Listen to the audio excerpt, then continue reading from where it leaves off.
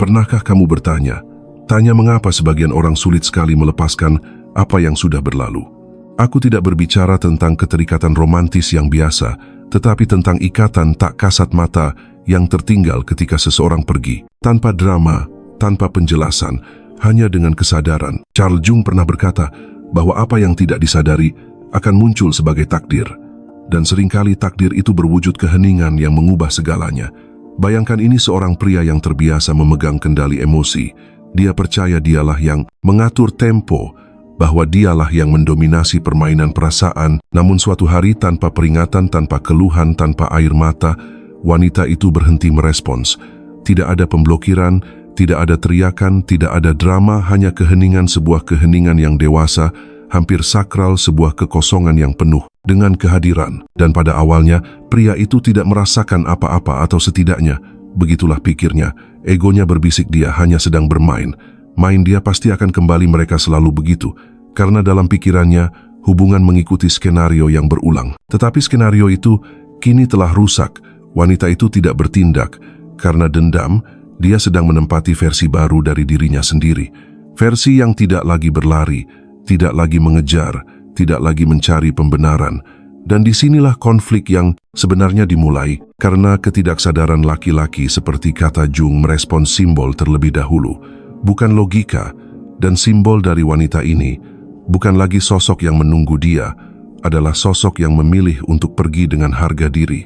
Pria itu belum memahaminya, tetapi sesuatu mulai bergejolak di dalam dirinya. Sebuah gema, sebuah kekosongan, sebuah pertanyaan yang tak terucap. Hari-hari berlalu, dia melanjutkan hidupnya, atau setidaknya mencoba. Dia pergi keluar, tertawa, mengunggah sesuatu di media sosial, membalas pesan, tetapi di suatu tempat di belakang pikirannya ada sesuatu yang mengganggunya. Ini belum berupa kerinduan. Ini adalah kekacauan internal yang kecil. Tatanan emosional yang dulu dia kenal mulai runtuh perlahan. Dan kemudian bayangan itu muncul, bukan sembarang bayangan, tetapi animanya, representasi feminin batinnya yang dibentuk oleh ibunya, pengalamannya, luka-lukanya. Dan bayangan itu mulai berubah karena wanita ini tidak sesuai dengan polanya. Dia tidak berteriak, dia tidak menuntut. Dia hanya pergi dalam diam keheningan. Ini jauh dari sekadar ketidakhadiran, berubah menjadi kehadiran yang intens. Dan bagian yang paling meresahkan adalah dia tidak bisa melabelinya. Dia tidak tahu apakah itu harga diri, sebuah keputusan, atau ketidakpedulian. Dia hanya tahu bahwa dia tidak bisa berhenti memikirkannya, karena ketika seorang wanita berhenti memaksa, bukan dia yang kalah, melainkan pria itulah yang dihadapkan pada bayang-bayangnya sendiri. Dan sekarang aku bertanya padamu, dengan jujur, pernahkah kamu memilih keheningan sebagai bentuk mencintai diri sendiri, dan melihat bagaimana hal itu mengubah segalanya di sekitarmu? Jika pernah, bagikan pengalamanmu di kolom komentar itu. Mungkin bisa memberi kekuatan kepada wanita lain yang perlu belajar mendengarkan dirinya sendiri hari ini. Tanda keenam tidak terlihat oleh mata, tetapi terasa di tubuh dia mulai kehilangan kendali. Emosional, dia mungkin tidak menangis atau menyatakan cintanya, tetapi dia mulai melanggar skenarionya sendiri. Skenario yang membuatnya tetap tegas, percaya diri, dan dingin. Dia mulai gagal dalam strategi emosionalnya. Dia tidak lagi membalas secepat dulu. Dia tidak lagi bertindak dengan keyakinan yang sama. Dia menjadi teralihkan, mudah tersinggung, kehilangan fokus. Jung berkata bahwa ketika ketidaksadaran aktif, ia melakukannya melalui gejala dan kekacauan. Emosional adalah salah satunya, karena apa yang tidak ingin dia rasakan tetap menemukan ekspresi melalui tubuhnya. Suasana hatinya, tidurnya, nafsu makannya, segalanya mulai bergeser di dalam dirinya. Bahkan jika dia tidak tahu bagaimana menamainya, kamu tidak lagi di sana, tetapi kamu ada dalam pikirannya, dalam mimpinya, dalam lagu yang diputar di latar belakang saat dia bekerja di tempat yang pernah kalian kunjungi bersama. Kamu ada dalam energinya, dan itu tidak bisa diabaikan lama. Lama dia mencoba mengalihkan perhatian, mengubah rutinitasnya, pergi keluar, lebih sering berbicara dengan lebih banyak orang, tetapi sebagian dari dirinya tidak bisa lagi menikmati hal-hal yang dulu membantunya melarikan diri. Karena sekarang pelarian itu juga terasa kosong. Itulah tanda keenam, ketika seorang pria kehilangan kemampuan untuk mematikan rasa sakitnya sendiri dan mulai merasakannya entah dia mau atau tidak. Dan kamu di sisi lain tidak melakukan apa-apa. Kamu tidak menulis, kamu tidak mencari kamu, tidak menuntut dan tindakan, tidak melakukan itu, melucuti senjatanya lebih dari konfrontasi manapun karena dia selalu tahu bagaimana menangani pertengkaran, tetapi dia tidak tahu bagaimana menghadapi pengunduran diri yang sunyi. Dan saat itulah gejala lain muncul, pembenaran diri. Dia mulai menceritakan kisah-kisah pada dirinya sendiri untuk mengulang secara mental bahwa itu bukan masalah besar, bahwa wanita itu juga membuat kesalahan, bahwa itu demi kebaikan. Tetapi narasi-narasi itu tidak lagi memberinya kedamaian. Sebaliknya itu justru menelanjanginya, karena semakin dia perlu membenarkan dirinya sendiri, semakin jelas terlihat bahwa dia belum benar melepaskanmu. Apakah ini pernah terjadi padamu? Pernahkah kamu merasa bahwa penarikan dirimu yang tenang membuatnya mulai goyah secara internal? Bagikanlah, karena terkadang apa yang tidak bisa dia ungkapkan sudah kamu pahami dalam diam. Dan itu, sayangku, adalah kebijaksanaan emosional. Tetapi masih ada tanda-tanda lain yang perlu diungkap karena bagian terdalam dari kehilangan ini tidak dapat diungkapkan dengan kata.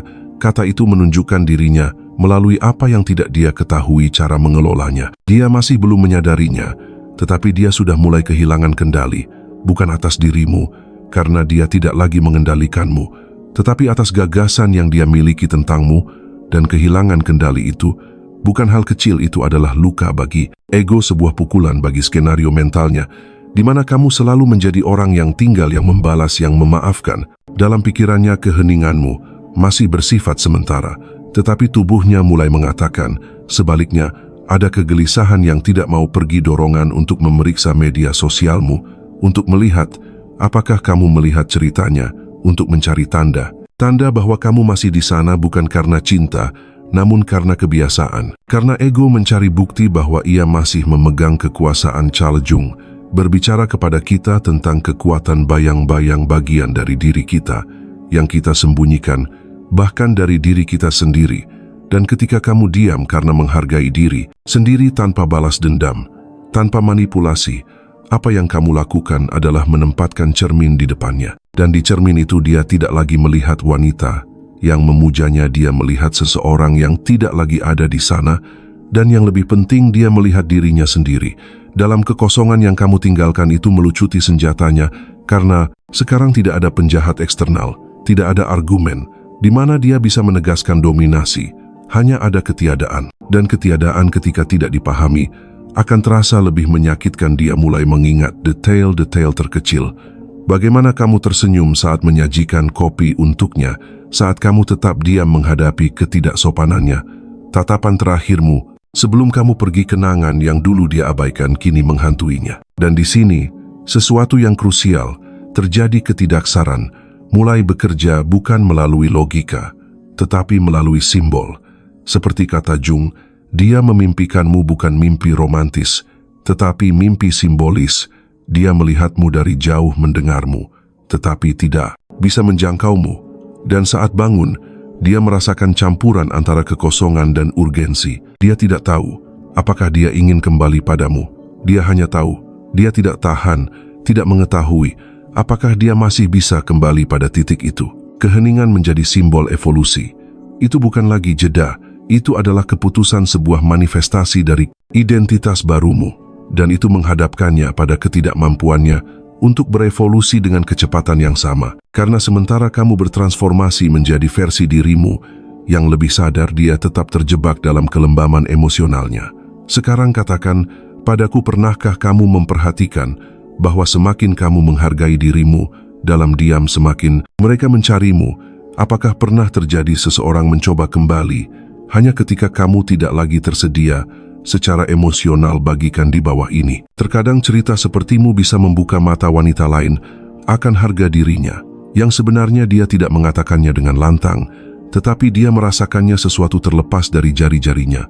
Itu bukan pertengkaran, itu bukan adegan dramatis. Itu adalah jenis kepergian yang tidak meninggalkan pintu terbuka dan tidak ada jejak drama. Kamu hanya berhenti ada di sana.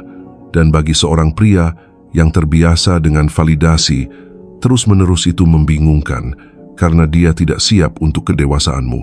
Dia siap untuk reaksimu, keluhanmu, bahkan permohonanmu, tetapi tidak untuk keheninganmu yang tegas, jenis yang tidak menyakiti, tetapi juga tidak menyerah, jenis yang tidak berteriak, tetapi juga tidak menunggu. Dan disitulah masalah sebenarnya, dimulai dia tidak tahu bagaimana menghadapimu tanpa kata-katamu. Karena kata-katamu lah yang memberinya skenario, dan sekarang dia tidak punya apa-apa. Carl Jung berkata bahwa segala sesuatu yang kita tolak dalam diri kita, pada akhirnya akan menguasai kita dari luar. Dalam kasus ini, penarikan dirimu yang sadar, mengaktifkan bayangan ketergantungan emosionalnya sendiri. Di dalam dirinya, dia tidak akan mengakuinya. Setidaknya belum, tetapi dengan berlalunya hari ketidakhadiranmu, terasa semakin berat bukan karena tidak ada orang lain di sekitarnya, tetapi karena tidak ada kehadiran yang bisa mengisi ruang yang ditinggalkan oleh seseorang yang memilih untuk tidak memaksa lagi. Kemudian tanda pertama muncul reaksi terhadap salah satu postingan lamamu. Suka pada foto lama, melihat ceritamu dengan cepat ini. Bukan pendekatan langsung, ini adalah ujian. Apakah aku masih di sini? Dan kamu melihatnya, serta merasakannya, tetapi kamu tidak bergerak. Bukan karena kamu tidak merasakan apa-apa, tetapi karena sekarang kamu tahu bahwa bertindak berdasarkan dorongan hati akan mengkhianati dirimu sendiri. Ini adalah saat ketika energi berubah arah kamu. Bukan lagi orang yang mencari jawaban, dialah yang mulai mengajukan pertanyaan. Dan pertanyaan yang paling kuat adalah, mengapa dia tidak membutuhkanku lagi? Sampai sekarang egonya telah membangun cerita di mana nilaimu bergantung pada pengakuannya. Tetapi sekarang dia mulai merasakan sesuatu yang berbeda, bahwa kamu memilih dirimu sendiri. Dan itu menyakitkan bukan hanya karena dia kehilanganmu, tetapi karena dia menyadari dia tidak pernah benar-benar memilikimu. Apa yang dia pikir dia kendalikan adalah kesabaranmu, kelembutanmu, harapanmu. Tetapi tidak lagi. Sekarang kamu adalah orang lain, lebih sadar, lebih menapak bumi, lebih terbangun. Dan sekarang aku ingin bertanya sesuatu padamu. Apakah kamu sudah melalui transformasi itu, di mana kamu beralih dari mencari persetujuan menjadi merasa utuh dalam dirimu sendiri? Adakah momen ketika kamu menyadari nilaimu tidak bergantung pada orang lain? Ceritakan padaku di kolom komentar. Ceritamu mungkin menginspirasi banyak wanita yang masih dalam perjalanan menuju kebangkitan itu. Dia mulai melihat ke dalam, bahkan jika dia tidak mengetahuinya, karena keheningan sejati yang berasal dari mencintai diri sendiri tidak hanya terdengar di luar, itu terasa di dalam. Dan apa yang dia rasakan bukanlah rasa bersalah atau kesedihan atau bahkan cinta. Itu adalah kebingungan, disorientasi emosional yang tidak bisa dia ungkapkan dengan kata-kata, tetapi yang hidup dalam jeda, dalam ruang-ruang di mana kamu dulu berada. Jung menjelaskan bahwa kesadaran berkembang ketika kita menghadapi hal yang tidak diketahui. Dan baginya kamu sekarang adalah itu kehadiran yang penuh teka-teki dan tidak terduga, yang tidak lagi mengikuti polanya. Dia tidak tahu apakah kamu pergi karena harga diri atau penyembuhan. Dan ambiguitas itu membuatnya gila. Karena ketika seorang wanita diam tanpa dendam, tanpa drama, tanpa manipulasi, apa yang tersisa adalah energi murni. Energi yang tidak lagi ditawarkan, tetapi juga tidak lagi ditolak. Itu hanya tidak lagi tersedia, dan itu menyebabkan sesuatu di dalam dirinya mulai runtuh. Ini bukan hanya tentang merindukanmu. Ini tentang menghadapi dirinya sendiri, tentang merenungkan perannya dalam semua yang terjadi, tentang memahami mengapa dia percaya kamu akan selalu ada, bahkan ketika dia tidak peduli padamu, tidak menghargaimu, tidak mendengarkanmu, karena kamu ada di sana sampai akhirnya kamu tidak ada. Dan bagi pria yang tidak dewasa secara emosional, itu adalah luka yang sulit diproses. Pada titik ini, upaya paling kekanak-kanakan untuk mendapatkan kembali kendali mungkin muncul ungkapan biasa, pesan tanpa konteks, sebuah "Hey, apa kabar?" yang dikirim pada jam tenang, bukan karena dia benar-benar ingin melihatmu, tetapi karena dia perlu tahu apakah dia masih bisa, apakah dia masih punya akses. Tetapi sekarang responsmu, jika itu memang ada, tidak membawa urgensi, tidak ada harapan, tidak ada kecemasan. Itu membawa kehadiran, itu membawa keterpusatan, itu membawa kejelasan. Jung berkata bahwa jiwa membutuhkan konflik untuk tumbuh. Dan inilah konfliknya, bukan konflik denganmu, tetapi dengan citra dirinya sendiri. Karena keheninganmu menunjukkan padanya sesuatu yang belum pernah dia lihat sebelumnya, bahwa dia tidak sekuat yang dia kira, bahwa dia tidak memiliki kekuasaan sebanyak yang dia yakini, bahwa wanita yang dulu ada di sana tidak lagi ada, bukan karena dia membencinya, tetapi karena dia memilih dirinya sendiri. Dan aku ingin mengundangmu untuk merenungkan hal ini. Berapa kali kamu merespons karena takut kehilangan seseorang daripada karena keinginan tulus untuk tinggal? Berapa kali kamu memilih hubungan itu daripada memilih dirimu sendiri. Jika itu pernah terjadi padamu, jika kamu pernah tetap diam karena mencintai diri sendiri, dan keheningan itu mengungkapkan kekuatanmu, bagikan denganku di kolom komentar. Kamu tidak tahu berapa banyak wanita yang mungkin menemukan cerminan diri mereka dalam ceritamu. Dia mulai mengerti, bahkan jika dia tidak mengatakannya, bahkan jika dia tidak mengakuinya, bahwa dia benar-benar kehilanganmu, dan bukan karena pertengkaran, bukan karena pengkhianatan dia kehilanganmu dalam diam-diam yang tidak menuduh, tidak mengejar, tidak memohon, diam yang hanya bertahan. Dan semakin diam itu bertahan, semakin hal itu mengonfrontasinya. Karena baginya ikatan itu terjamin, dia percaya akan selalu ada kesempatan. Kedua percakapan lain, pesan larut malam yang akan membuka kembali pintu itu. Tetapi sekarang tidak ada pintu yang ada, hanyalah dinding tak kasat mata yang terbuat dari cinta diri, harga diri, dan introspeksi. Dan dinding itu tidak dibangun untuk menghukumnya, itu dibangun untuk melindungimu. Carl Jung berbicara tentang perlunya mengintegrasikan polaritas internal kita, feminin dan maskulin, sadar dan tidak sadar, keinginan dan akal, dan keheninganmu mewakili hal itu. Keseimbangan kamu tidak lagi hadir karena kebutuhan atau ilusi. Kamu, lebih tepatnya, kamu tidak ada dari pemahaman baru tentang dirimu sendiri, pemahaman yang tidak lagi menegosiasikan kedamaian. Dia terus menguji dengan sinyal kecil, sebuah reaksi, pesan singkat, saran yang samar, tetapi tidak ada yang menggerakkanmu seperti sebelumnya. Karena kamu tidak lagi bereaksi, kamu memilih. Dan itulah perbedaannya. Dulu kamu menunggu, sekarang kamu memutuskan, dan dia merasakan energi itu. Bahkan jika dia tidak memahaminya, dia merasakannya, dan itu membuatnya tidak stabil. Mungkin saja dia mulai membagikan kenangan lagu momen, dan bukan karena dia sepenuhnya mengerti, tetapi karena jiwanya mencoba merasakan sesuatu yang sedang menjauh. Jung berkata bahwa kenangan membawa beban simbolis, dan ketika ketidaksadaran mencari kenyamanan, ia melakukannya melaluinya. Tetapi kamu tahu bahwa kenyamanan itu tidak lagi menjadi milikmu. Kamu tidak di sini untuk meredakan rasa bersalahnya. Kamu di sini untuk memegang dirimu sendiri. Dan kemudian datanglah titik balik terdalam kamu, tidak lagi takut bahwa dia tidak akan kembali. Karena kamu telah kembali pada dirimu sendiri, pada pusatmu, pada suara batinmu, dan kepulangan itu lebih berharga daripada rekonsiliasi eksternal apapun. Karena sekarang bahkan jika dia kembali, itu tidak akan cukup dengan kata-kata manis atau gerakan spontan. Sekarang kamu mencari kedalaman niat, koherensi.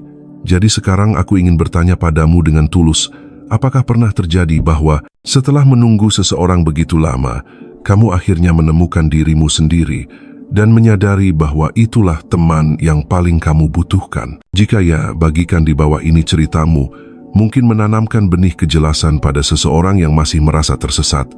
Sekarang dia mulai mengingat siapa kamu, tetapi dari tempat yang berbeda, bukan sebagai wanita yang selalu membalas atau yang menunggu tanda untuk mencoba lagi. Sekarang dia mengingatmu dengan pandangan berbeda, sebagai wanita yang pergi tanpa membuat keributan, dan itu bergema lebih keras daripada perpisahan manapun, karena keheninganmu seiring waktu menjadi sebuah simbol. Dan seperti kata Carl Jung, simbol adalah ekspresi paling kuat dari ketidaksadaran mereka. Tidak bisa diabaikan, mereka tidak bisa dirasionalisasi, mereka hanya bisa dirasakan. Dan dia merasakanmu, bahkan jika dia tidak melihatmu. Dia merasakanmu ketika dia mendengar lagu yang dulu kalian bagikan. Dia merasakanmu ketika dia melihat sudut rumah tempat kamu biasa duduk. Dia merasakanmu di saat-saat hening, ketika dunia luar tidak lagi mengalihkan perhatian dari dunia dalam. Dan di sanalah, dalam keheningan itu, dia mulai melakukan apa yang tidak pernah dia lakukan sebelumnya, introspeksi. Dia mulai mempertanyakan dirinya sendiri. Mengapa aku merindukannya jika dia bahkan tidak mengatakan apa-apa yang aku rasakan ketika dia ada di sekitar yang sekarang terasa hilang? Jung berkata bahwa pertumbuhan sejati muncul dari konflik batin, dan kamu melalui keheninganmu telah memicu konflik itu. Dia mungkin mencoba untuk kembali. Tentu saja, dia mungkin muncul dengan kata-kata yang dalam permintaan maaf, yang dirangkai dengan baik dan janji perubahan. Tetapi sekarang bukan apa yang dia katakan yang kamu perhatikan, melainkan bagaimana dia mempertahankannya. Kamu tidak lagi mendengarkan untuk hanyut dalam harapan.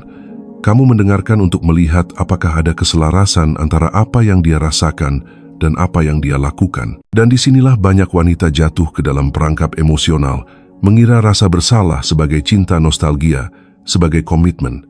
Tetapi jika kamu sudah sampai sejauh ini, kamu sudah tahu perbedaannya. Kamu tahu bahwa emosi tanpa tindakan hanyalah keinginan bahwa seseorang yang benar-benar mencintaimu tidak hanya kembali, mereka kembali dengan berbeda. Mereka kembali bertransformasi karena mereka memahami sesuatu, karena mereka melihat ke dalam cermin hubungan dan memilih untuk melepaskan kulit lama. Kamu tidak tertutup untuk cinta kamu, tertutup untuk mengulangi apa yang pernah menyakitimu. Dan itu bukan kepahitan, itu adalah kedewasaan emosional. Jung berkata bahwa individuasi adalah jalan menuju keutuhan jiwa. Dan kamu sedang berjalan di jalan itu, bahkan saat dia masih merangkak melalui prosesnya ini. Bukan kesombongan, ini adalah kejelasan. Dan aku ingin bertanya padamu, apakah ada yang pernah kembali padamu dengan kata-kata manis? Tetapi entah bagaimana kamu tahu itu bukan lagi waktu yang tepat, bahwa itu bukan lagi tempatmu. Pernahkah kamu merasa bahwa cinta diri berbicara lebih keras daripada pernyataan cinta yang terlambat? Jika ya, tuliskan di sini. Karena kejelasanmu bisa menjadi cahaya bagi orang lain. Dia mungkin tidak mengakuinya dengan mudah, tetapi jauh di lubuk hatinya, dia tahu dia telah kehilanganmu bukan karena kamu pergi, tetapi karena dia berhenti menemukanmu. Karena ketika seorang wanita tidak lagi tersedia secara emosional, bukan keheningan yang menyakitkan, melainkan ketidakpedulian yang tenang. Ketenangan yang tidak meminta, tidak menuduh, tidak memohon, ketenangan yang menunjukkan padanya bahwa dia tidak lagi memegang tempat yang sama di duniamu. Carl Jung berkata bahwa transformasi sejati terjadi ketika kita berhenti memproyeksikan kekosongan batin kita pada orang lain, dan itulah yang terjadi padamu. Kamu tidak lagi memproyeksikan, kamu tidak lagi menunggunya untuk melengkapimu, karena kamu menyadari kamu tidak pernah kosong, kamu hanya terputus dari dirimu sendiri. Dia di sisi lain terus mencari tanda-tanda. Mungkin dia berpapasan denganmu di suatu tempat, mungkin dia mengirim pesan lain, mungkin dia berbicara dengan seseorang yang mengenalmu. Tetapi setiap upaya membawa kecemasan, bukan cinta, karena bukan berarti dia tiba-tiba lebih menghargaimu, melainkan dia sekarang merasa kurang tanpamu. Dan itu bukan cinta, itu adalah ego yang terluka. Tetapi kamu tidak lagi merespons seperti dulu, bukan karena kamu menjadi dingin, tetapi karena kamu telah sembuh. Dan dalam penyembuhan kamu berhenti menegosiasikan kedamaianmu. Kamu berhenti mencoba meyakinkan seseorang bahwa kamu berharga, karena kamu akhirnya mengerti, jika seseorang tidak bisa melihat nilaimu saat kamu ada, mereka juga tidak akan menghargaimu saat kamu tidak ada. Dan itu meskipun menyakitkan. Membebaskanmu, dia mungkin mencoba satu kartu terakhir, membuka diri, menunjukkan kerentanan, berjanji dia telah berubah. Dan mungkin dia memang berubah, tetapi sekarang kamu tahu bahwa perubahan nyata tidak diucapkan, itu ditunjukkan dengan waktu, dengan konsistensi, dengan kedewasaan. Dan sementara itu, kamu terus berjalan di jalanmu bukan karena kesombongan, tetapi karena komitmen pada dirimu sendiri. Karena ada bagian dari dirimu yang tidak lagi ingin kembali ke tempat di mana kamu kehilangan dirimu sendiri. Bagian dari dirimu yang belajar bagaimana menyendiri tanpa merasa ditinggalkan, yang belajar bagaimana mendengarkan diri sendiri tanpa takut pada keheningan. Bagian yang sekarang memilih karena cinta, bukan karena kekurangan. Dan sekarang aku mengajukan pertanyaan padamu dengan segala rasa hormat dan kepekaan yang layak untuk momen ini. Apakah kamu sudah mencapai titik tanpa harapan kembali itu? Momen ketika kamu menyadari bahwa bahkan jika seseorang kembali, mereka tidak bisa lagi menyentuh apa yang pernah mereka sentuh dalam dirimu. Jika ya, ceritakan padaku di kolom komentar. Terkadang katamu bisa menjadi kompas bagi wanita lain yang masih ragu apakah harus melangkah maju. Sekarang dia benar-benar merasakan ketidakhadiranmu. Tetapi itu bukan hanya ketidakhadiran seorang wanita. Itu adalah ketidakhadiran sesuatu yang lebih dalam, energi emosional yang kamu wujudkan, perasaan stabilitas. Itu kepedulian, dukungan diam yang kamu tawarkan bahkan ketika dia tidak pantas mendapatkannya. Dan sekarang dalam ketidakhadiranmu, dia menyadari apa yang kamu hilangkan dan apa yang dia hilangkan. Tetapi kamu tidak lagi berada di tempat dia meninggalkanmu. Kamu telah menempuh jalan batin yang bahkan tidak bisa dia bayangkan. Kamu menghadapi luka-lukamu, kekosonganmu, keinginan bawah sadarmu yang terdalam, Dan dalam perjalanan sunyi itu, kamu menemukan dirimu lagi, mengenali dirimu sendiri, memilih dirimu sendiri. Carl Jung berkata bahwa kesepian tidak datang dari tidak memiliki orang di sekitar, tetapi dari ketidakmampuan untuk membagikan apa yang bermakna bagi kita. Dan itulah yang kamu lakukan ketika kamu diam. Kamu berhenti berbicara agar dia bisa merasakan apa yang selama ini kamu bawa sendirian. Keheninganmu adalah kata terakhirmu, tindakanmu yang paling kuat. Sekarang jika dia kembali, kamu melihatnya dari tempat yang berbeda, tidak lagi dari kerinduan untuk dicintai, tetapi dari keutuhan mengetahui bahwa kamu lengkap, dan itu tidak berarti kamu tidak bisa mencintai lagi. Itu berarti cinta tidak lagi sama dengan kehilangan dirimu sendiri. Itu berarti membagikan dirimu dia, mungkin memberitahumu bahwa dia merindukanmu, bahwa dia akhirnya mengerti, bahwa dia siap melakukan hal-hal dengan cara berbeda. Dan kamu akan mendengarkan, karena kamu tidak perlu lagi menutup hatimu untuk melindungi dirimu sendiri. Hatimu melindungi dirinya sendiri. Sekarang ia tahu cara membedakan antara kata-kata kosong dan kehadiran nyata. Dan jika kamu memilih untuk membuka pintu itu, bukan karena takut sendirian, itu akan berasal dari pilihan sadar untuk berbagi jalanmu dengan seseorang yang pantas berjalan di sampingmu. Tidak ada permainan, tidak ada manipulasi, tidak ada janji kosong, hanya kebenaran. Dan jika kamu memilih untuk tidak kembali itu, bukan karena dendam itu akan terjadi, karena kamu belajar bahwa seseorang yang tidak peduli padamu saat kamu ada tidak pantas mendapatkan kepulanganmu dalam kesepian mereka. Sekarang aku mengundangmu untuk merenung dengan jujur. Pernahkah kamu merasa bahwa kamu telah kembali sepenuhnya pada dirimu sendiri, sehingga tidak ada yang bisa menarikmu keluar dari pusatmu lagi? Apakah itu pernah terjadi padamu? Jika ya, ceritakan padaku di kolom komentar. Ceritamu mungkin adalah apa yang perlu dibaca wanita lain. Hari ini terima kasih sudah bertahan sejauh ini. Terima kasih telah memilih dirimu sendiri. Dan terima kasih telah menunjukkan bahwa keheningan juga bisa menjadi sebuah revolusi.